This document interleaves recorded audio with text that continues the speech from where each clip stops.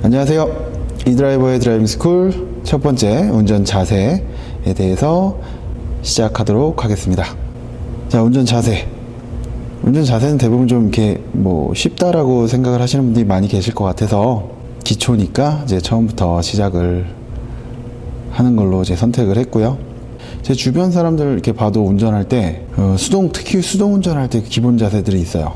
첫 번째가, 자, 오른손으로 기아를 잡고 왼손으로 핸들을 중앙을 잡아요. 자, 그리고 이렇게 운전을 하죠. 두 번째는 도어에다가 왼팔을 걸치고 오른손으로 핸들의 중앙을 잡고 이렇게 돌려요.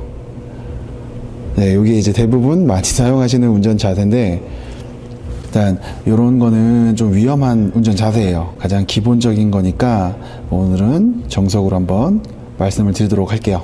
일단 첫 번째, 시트에 이제 저희가 앉죠. 앉을 때는 엉덩이랑 등을 시트에 딱 밀착을 시켜서 앉아 주시고요. 그리고 어깨까지도 시트에 고정을 시켜주시면 좋습니다.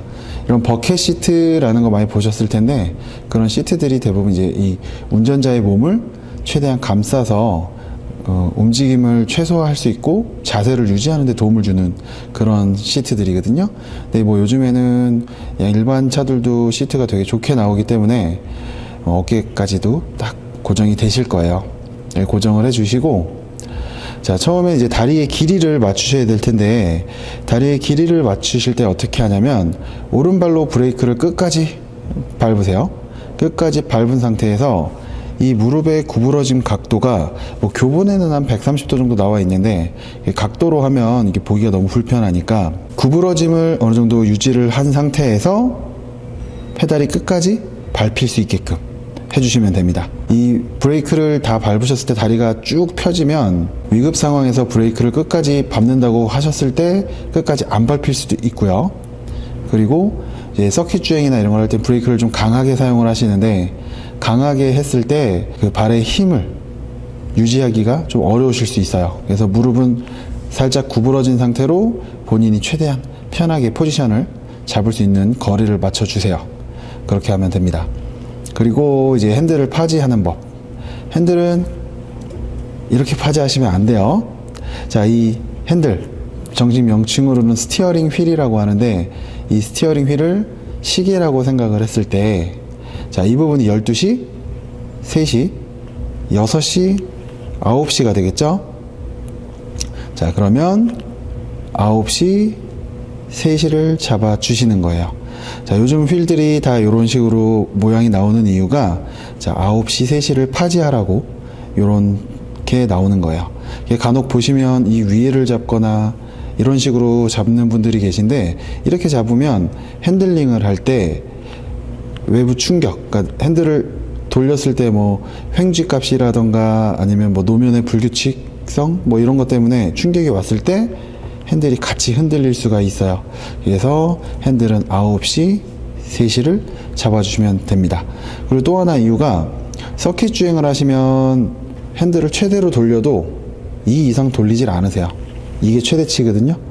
자, 2 이상 돌리지 않기 때문에 9시, 3시를 잡아주시면 원모션으로 좌우 턴이 다 가능하세요. 그래서 핸들에서 또 불필요하게 핸들에서 손을 놔야 되는 경우들이 발생을 하지 않기 때문에 이렇게 9시, 3시를 파지해 주시면 됩니다. 손을 앞으로 나란히 하셨을 때 이 스티어링 휠 림이 나의 손목 부분에 오게 맞춰 주시면 됩니다. 그러면 가장 이상적인 팔의 길이가 맞춰지세요. 전에 이런 일이 있었어요. 이러고 운전을 하고 있었죠. 이러고 운전하고 있어서 핸들은 두 손으로 잡으세요 라고 했더니, 아니 스틱 운전을 하는데 핸들을 두 손으로 잡으래? 그러면서 자기 친구들이랑 이렇게 웃더라고요. 좀 화가 나죠. 자, 변속하실 때는 어떻게 하는 거냐면, 자, 두 손으로 파지해서 주행을 하시다가 변속할 때만 가서 변속을 하고 다시 잡아주시고, 다시 가서 변속을 하고 다시 잡아주시고, 이렇게 하시면 돼요. 잘 생각을 해보시면 변속할 땐 대부분이 직선 상황일 거예요. 시프트 업, 그러니까 기아를 위로 올릴 때는 속도가 빠른 상태니까 코너링 중간보다는 직선 상태가 훨씬 더 당연히 많을 것이고요.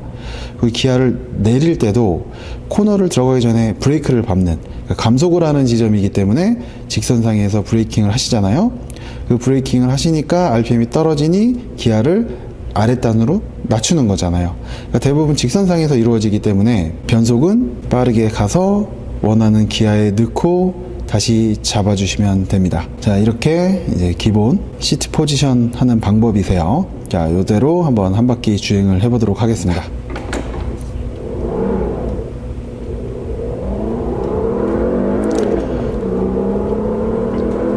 그리고 그 동영상 보면서 또 놀랐던 게 이제 일종 보통 시험을 이제 보는 거를 설명을 해주는데, 일종 보통이면 1톤 트럭으로 이제 주행을 하잖아요. 1톤 트럭으로 주행을 하는데 무조건 2단 출발을 해라 라고 해요. 그리고 변속은 RPM을 볼 필요가 없다, 속도만 보면 된다. 20km에서 3단, 40km에서 4단, 60km에서 5단, 이런 식으로 설명을 해주세요.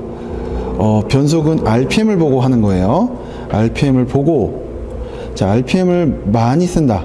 그러니까 예를 들어 내가 지금 주행하는 차가 RPM이 6500rpm이면 이런 서킷 주행을 할 때는 엔진이 회전을 많이 한다는 얘기는 그만큼 힘을 더 쓴다는 얘기거든요. 그러니까 서킷에서 빠르게 달려야 되니까 당연히 RPM을 허용하는 치 안을 다 사용을 하는 게 맞는 거고요. 근데 그렇게 되면 이제 연비가 안 좋겠죠. 그러니까 일반 도로에서 내가 막 맨날 막 너무 막 빠르게 달리고 막 그러는 게 아닌데 굳이 연비까지 안 좋게 RPM을 6500까지 쓰면서 주행하실 필요는 없잖아요. 그래서 일반 도로에서는 뭐 한 2000에서 4000 사이를 많이 사용을 하시는 거예요. 저 그거 영상 보고 진짜 깜짝 놀랐거든요. 속도를 보고 변속을 하라고 설명을 해서 절대 그거 아닙니다. RPM을 보고 하시는 거예요. 이 부분도 나중에 또 설명을 드릴 거예요. 변속하는 방법과 RPM 사용하는 방법, 상황에 따른 RPM 사용법이 되겠죠. 그리고 왜 서킷에서는 RPM을 계속 높게까지 써야지 되는지를 설명을 또 드릴게요. 자, 이런 식으로 항상 스티어링 휠은 양손으로 잡아주시고, 그럼 훨씬 정확한 핸들링을 하실 수 있어요. 자, 오늘은 운전 자세에 대해서 얘기를 했고요. 다음 시간에는 라인 그리는 법 많이 들어보셨을 거예요. 아웃 인 아웃, 슬로우 인 패스트 아웃을 어떻게 사용을 해서 우리가 라인을 그려 나가면 가장 이상적이 되는지, 또 뭐 당연히 라인 그리는 거 안에는 브레이킹이랑 악셀링이 포함이 되어 있는 내용입니다.